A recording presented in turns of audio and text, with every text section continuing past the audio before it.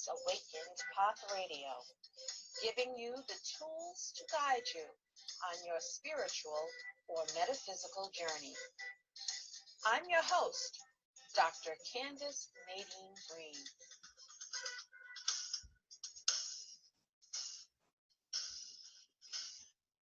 Welcome to Thought Thursday here on Awakened Path Radio.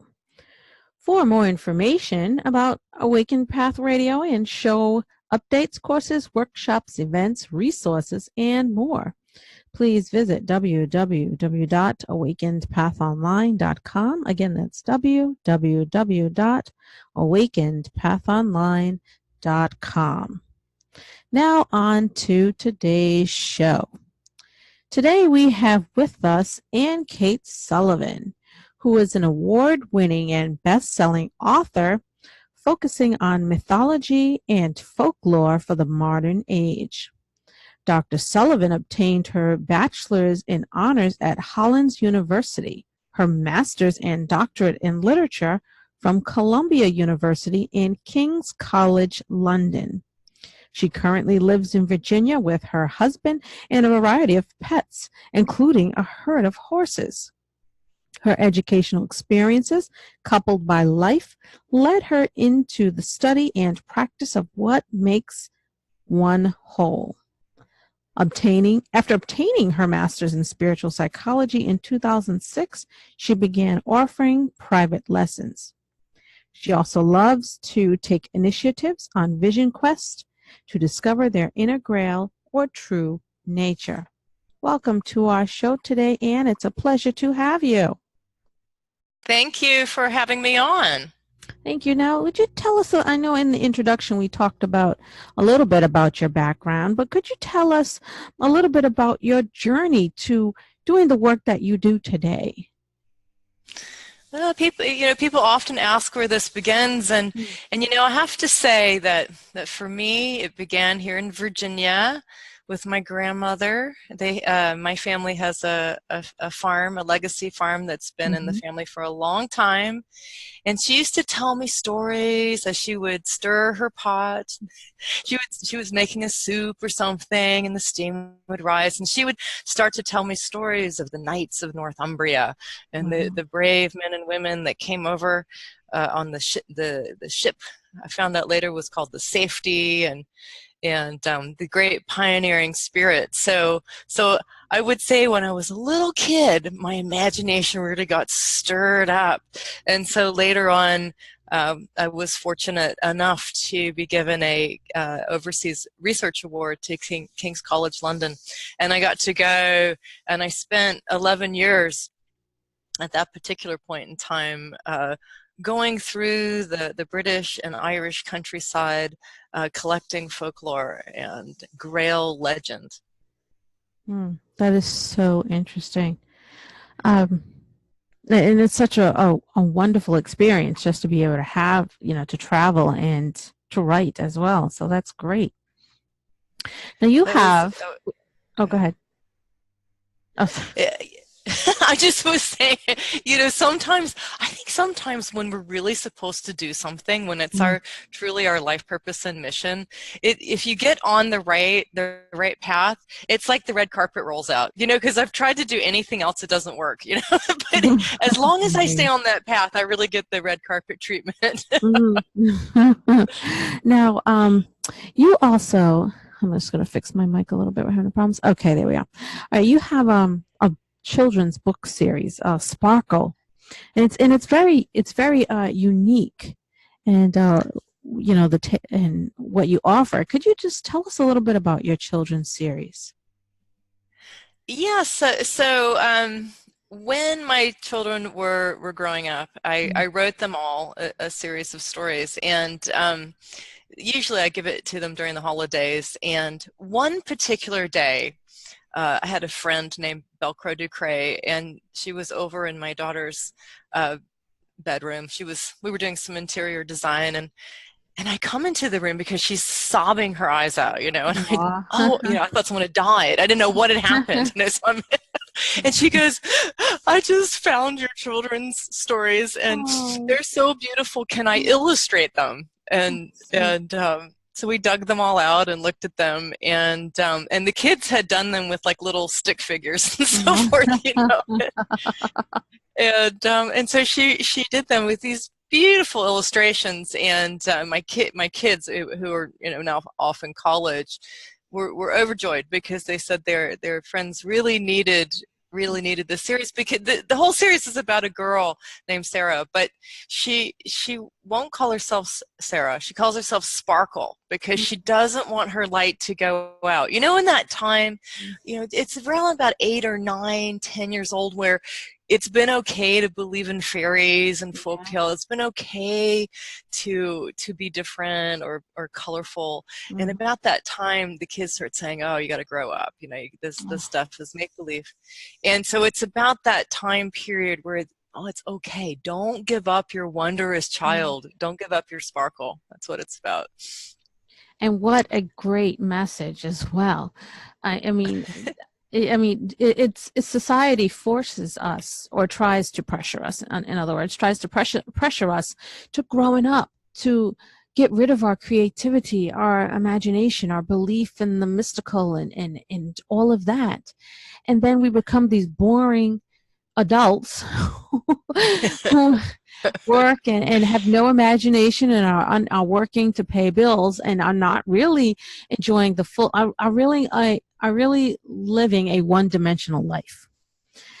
And I wonder where that shifted, you know, like what period did that shift? Because in the old tradition of the bards that I was studying in England and Ireland, you know, to be a bard at that point, and this is, you know, we're talking about thousands of years ago, up until about, well, I guess there still are bards, but now we have internet. But anyway, for this, you know, if you were really a bard, you would know 250 stories of your people. Whoever your people would be, you would know your world mythology, right? Or the mythology of your region. And you would know the story of the old woman of the world, you know, and you would, if you were in crisis, you would go to her, you know, you would find her in her cave or her cavern, and you would talk to the old woman of the world, who would stir her pot with all the seeds of life inside of it. And she might cackle or smile, or she might grimace. You never know how she will appear. But you would have these inner allies and inner friends that would be with you for your whole life. You know, if difficult things happen, we have inner allies. They're real. that is so true. And there's nothing wrong with believing in it, because it's true. If we allow ourselves to stop adulting, you know, for lack of a better word, and actually embrace who we truly are at our core, I mean, imagine the possibilities. You know, imagine what we will see. We will see the gnomes and the fairies, and we will see, you know, we will have communications with our guides and spiritual allies and things like that. But when we cut it off, we become dismal, and it's very sad. I think what happens is we become disempowered, and who knows, maybe there was an agenda behind that. I don't know. Right. But I do know, if we get in touch with our inner creativity, that we can really do anything. We could heal this world. You know? It's limitless possibilities. Now, you have a work, a collection called Legends of the Grail. You mentioned about your travels and about, you know, studying the Grail and stuff like that. Could you give us a little information about your collection, Legends of the Grail? So Legends of the Grail is a three-part series. There are 2 books out right now. The first is Stories of Celtic Goddesses, and they're mostly goddesses from Ireland. And the second one is called Heroines of Avalon and Other Tales, and those are mostly British heroines and goddesses. Yes. And you mentioned goddesses, or you have goddesses in your work. So what significant role do goddesses play in the pieces that you've written? So this is a fun story. When I was at King's College London, you know, we're talking about adulting and going dry and so forth. I was doing some lecturing and working as an editor, and my magic was starting to dim. And I was starting to feel a little depressed, and I thought, well, you know, I don't have any reason to be depressed, really. It's just, but I wanted to find the feminine face of the divine, and so I'd heard about this place called Glastonbury, which was in Somerset, southwestern England, and that there was a famous well there. And I decided to make a pilgrimage there. And I went a few times, but I think maybe it was the third time I went. I was sitting and I was really asking to feel something or see something or have an insight. And if you have to, this place is really lovely. It was put together by a guy named Tudor Pole after World War II. He had a vision of this particular sacred park, and there's a well. And some people say that the priestesses of Avalon, the priestesses of this area called the Glass Isle, were sometimes dropped into this well, and they would come back out as magical beings. And so there are all kinds of stories about it. They also say that the first church was built just near there too by Joseph of Arimathea. So it's very potent. It's sort of the Jerusalem of Britain. And so I'm sitting by this well, and I'm sure if anybody was looking at me, they thought I was in meditation, but something else was going on inside, and I was really beginning to feel the presence of the Divine Mother. It was very strong, and I could smell roses.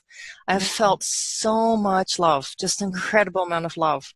And that was sort of my first mystical experience with the Divine Feminine. And you can call her goddess or mother or anything, but that was the first time I began to feel that and go, oh my goodness, I really do have an ally. I suppose we all do, if we make the time to really listen and feel and allow her to come to us.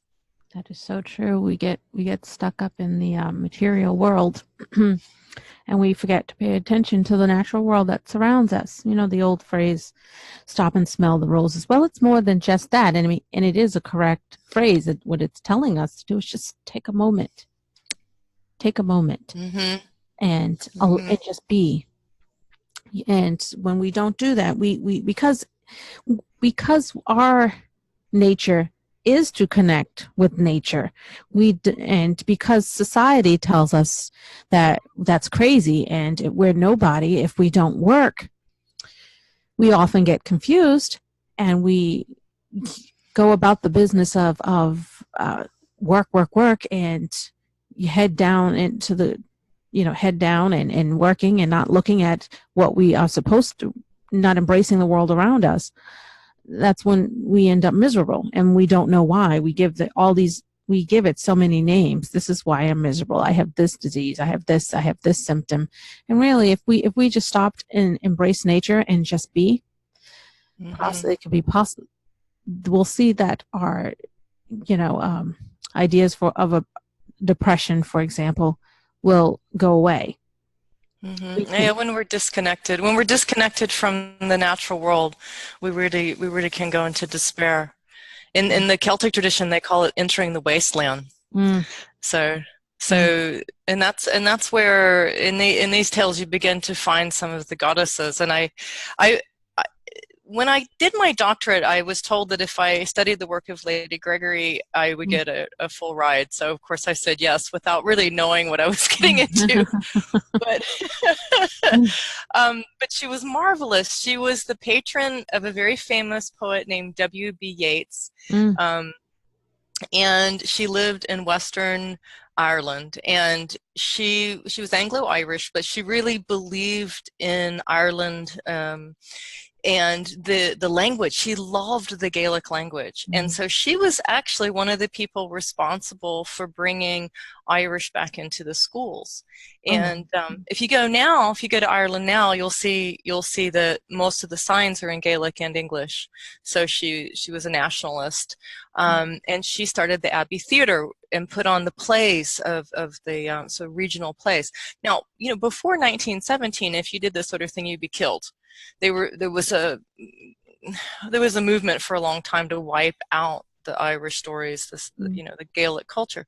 So she was really interested in bringing it back, and in going through her work, she would get a pony and trap, and this is early 1900s. She would go through the countryside, and she would collect the tales of the area. And the people loved her and trusted her, and they would tell her the stories of the fairies and the leprechauns and these goddesses and so forth.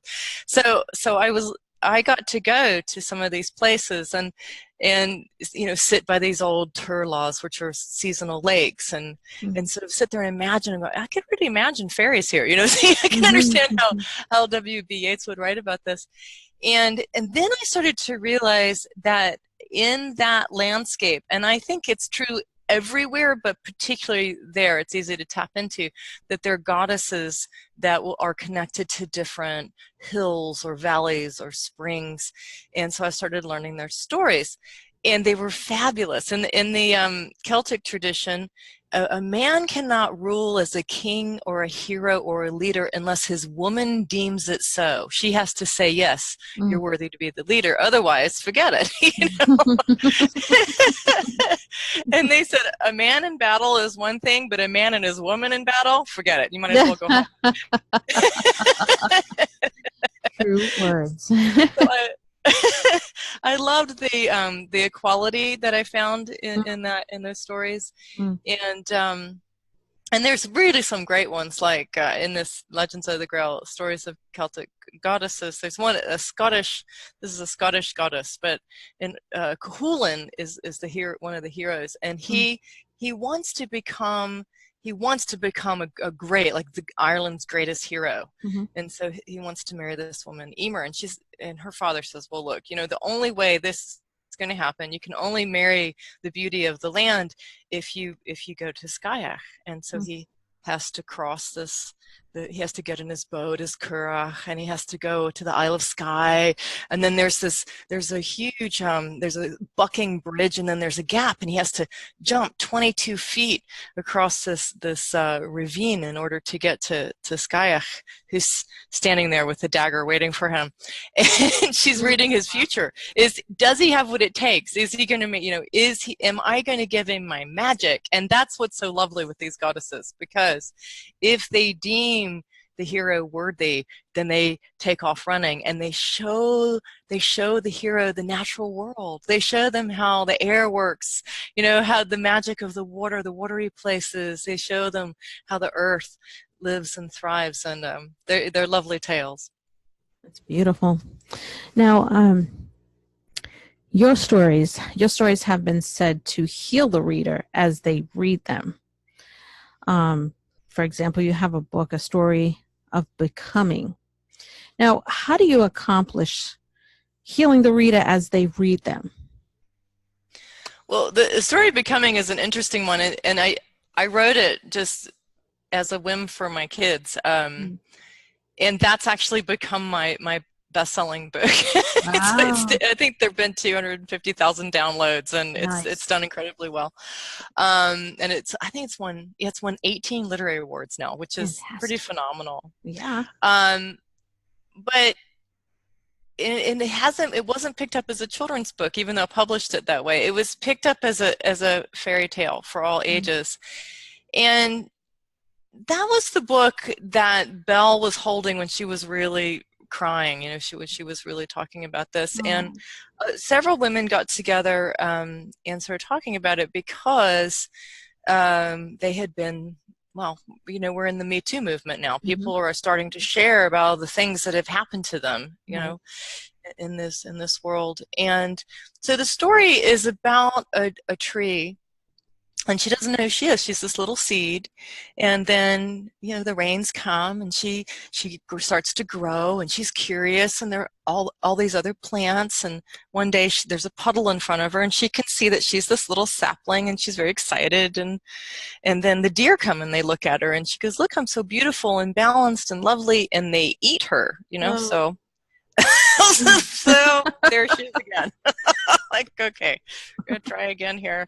And she has to go, and I think this is where the healing starts to come, because you realize when something happens to you, you have to go deep inside your own true nature and find your inner resources again, find your balance and your harmony again, give yourself time, and then you can give yourself expression again. So the next spring, the tree comes, and now she's got apples, and she grows, and she's got these beautiful red apples, and over the years people come and they pick her red apples, and she's very happy.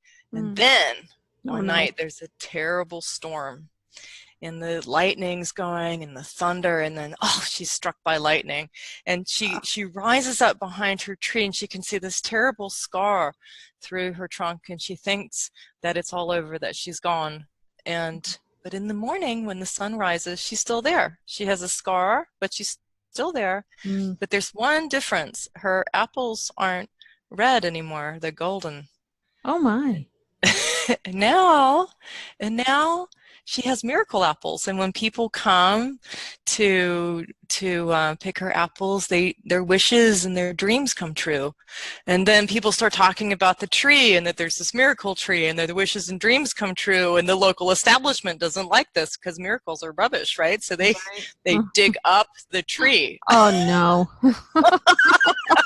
Oh, I was just feeling good. I know. And they take her off to an institution, and they study her.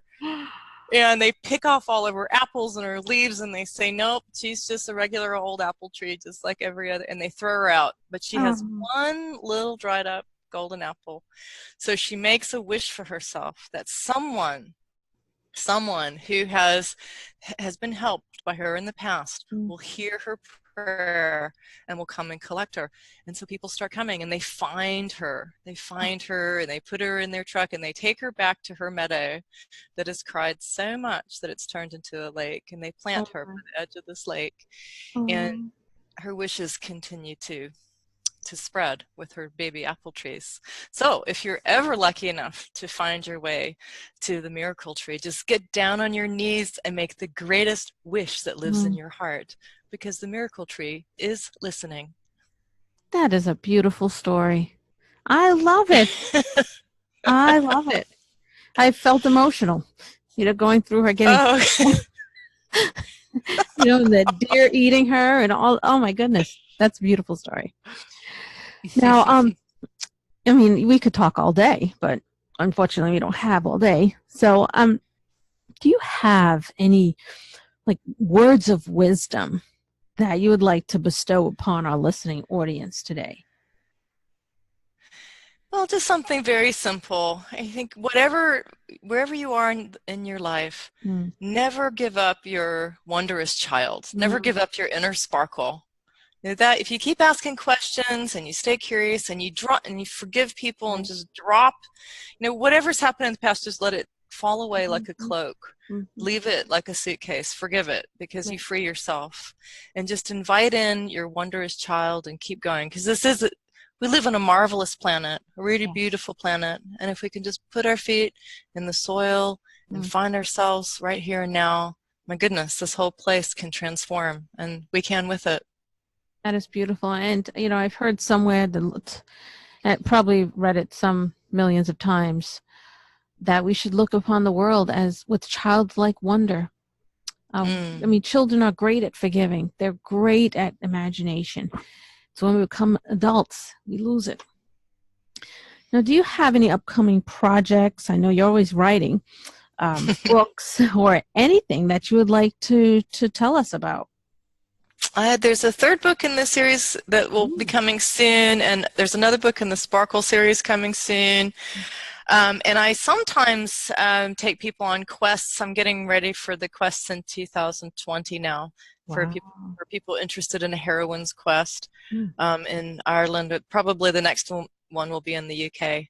And then I work with some writers and other people who are working on, especially people with spiritual stories. I'm mostly interested in people who are waking up and on their own quest.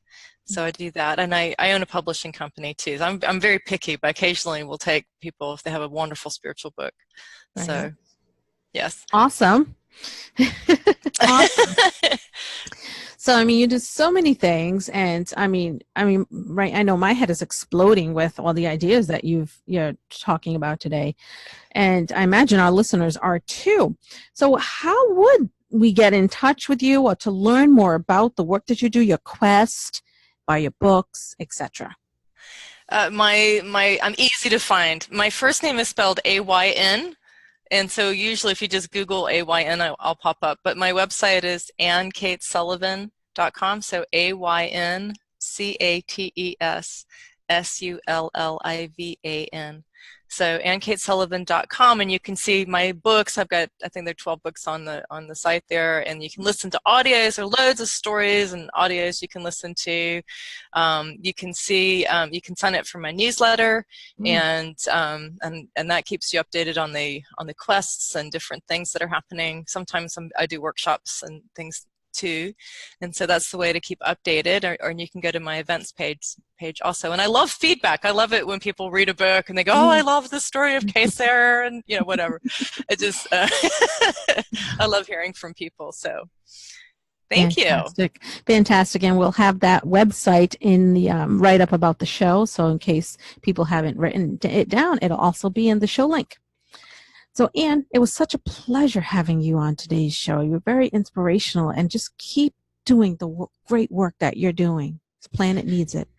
Thank you. Thank you. And you too. You too. It was great to team up. Yes, excellent. Thank you.